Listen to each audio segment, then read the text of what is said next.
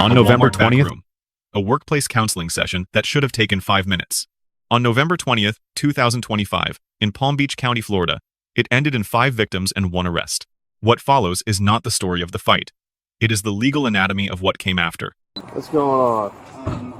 I'm the one that called him. Okay. I got an associate who, like, we was just trying to, like, not even hold her accountable, like, just speak to her. Cause, you know, Walmart, our core value is respect to the individual. Like, we can't be cussing each other out in front of people, like. So, like, just from there, the tension just went overboard, and so we called like a lady team lead and a lady big boss coach, you know, to talk to the lady in the room, whatever. And she was not having it, and then she like, we used this little pointy thing to, like, grab stuff off the shelf. Yeah, she started holding it in her hand like a weapon. Not really like a weapon, but she had it in her hand, swinging it, like talking on the phone with somebody, like, in her language or whatever. And when she was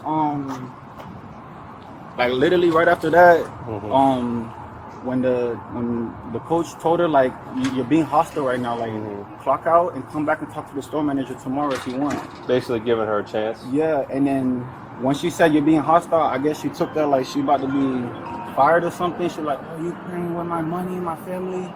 She dropped it and just started swinging on the coach, the lady coach, and then right after that, she started, boss, I'm outside talking to the officer. Oh, she's still inside. Okay. All right, keep coming.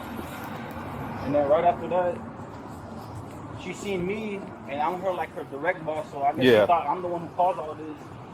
And then from there, that's when Does anyone want to do charges or anything? Oh yeah, they definitely want to press charges. Hey, wait, they said can you come inside and grab them? That's what my coach said. Okay. I want to know if she trespassed. I can't just put hands on her. I need if she trespassed, if she's this, if she charges. Hello. Alright, so I need a reason to get her. Does anyone want to press charges on her? She attacked 2 coaches, myself, and a coach, and a team leader. Do you want to press charges? She attacked us, yes. Yes. Okay. That's all I need to know. Yes. Okay. Alright, so I'll get back with you. Okay. What happened? She punched you, scratched you? I see you got scratches on that. She hit me in the face. She attacked him, hit him in the face. Okay. Then she went after the team leader, started hitting him. Then she came back and hit me in the face. Then she hit the team leader again in the face. And then she ran down here, attacked him, threw one of those flower things at him. He just took off running. So you saw him out. That was outside. Yes. Okay. As officers gathered statements, it became clear the incident had escalated into a tense police response inside Walmart. What's going on with you? What happened?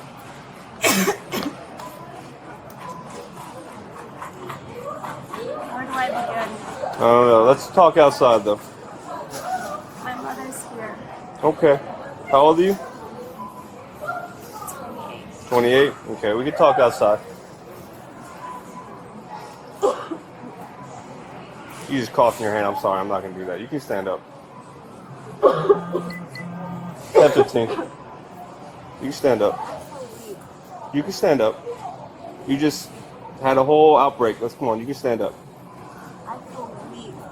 All right, that's fine. We'll stand you up. There's no weight. Oh, my drink! Wait!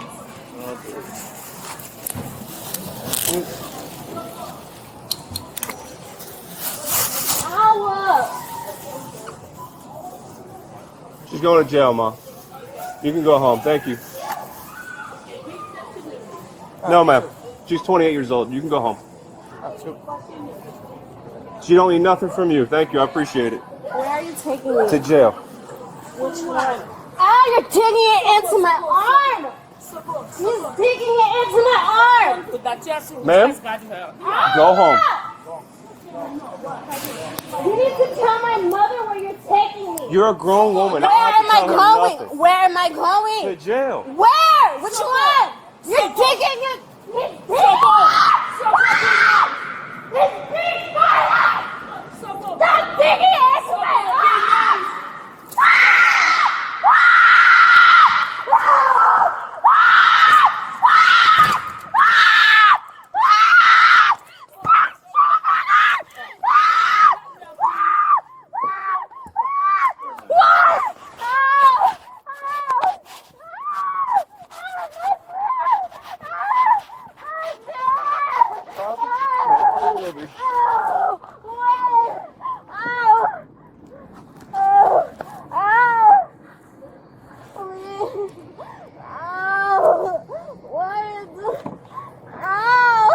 The first question every officer must answer at a battery scene is whether a warrantless arrest is lawful. Florida Statute Section 901.1-5, subsection 9, supplies that authority on probable cause alone. 5 corroborating witness accounts and a photographed jaw injury satisfy that threshold under the totality of the circumstances. The substantive offense lives in Florida Statute Section 784.03. Battery requires only an intentional touch against the victim's will. A punch to the jaw clears every element.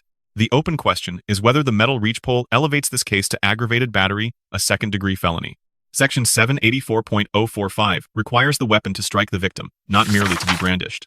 Witnesses describe the subject dropping the pole before throwing punches, which weakens the felony theory.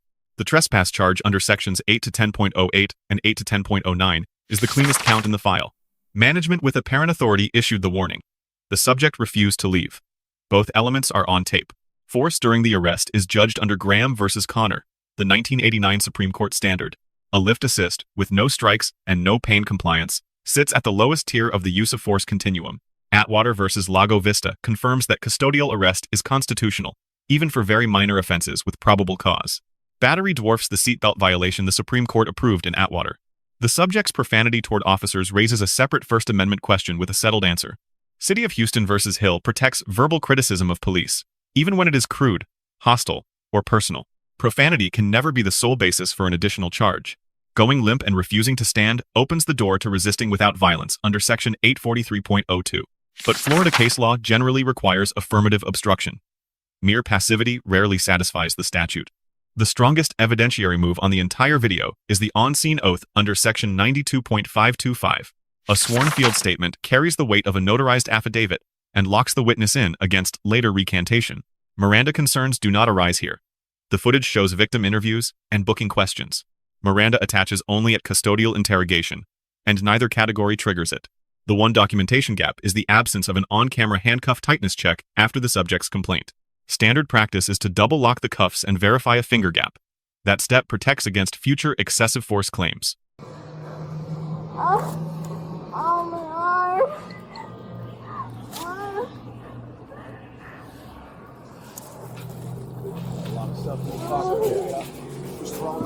Yeah. Well, you just cooperate. I know. Oh, I told you I felt need to help me up. You didn't seem weak after you started screaming like that. Because you're hurting. That's why I'm plotting and what. I guess you're fired down. Ain't no point in coming back.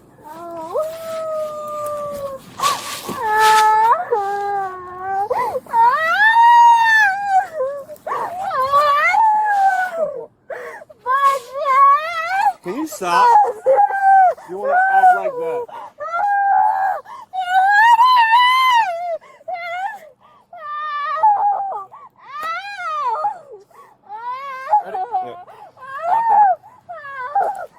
They're as tight as they can go. You have them locked up though? Oh, it's beautiful, Mom.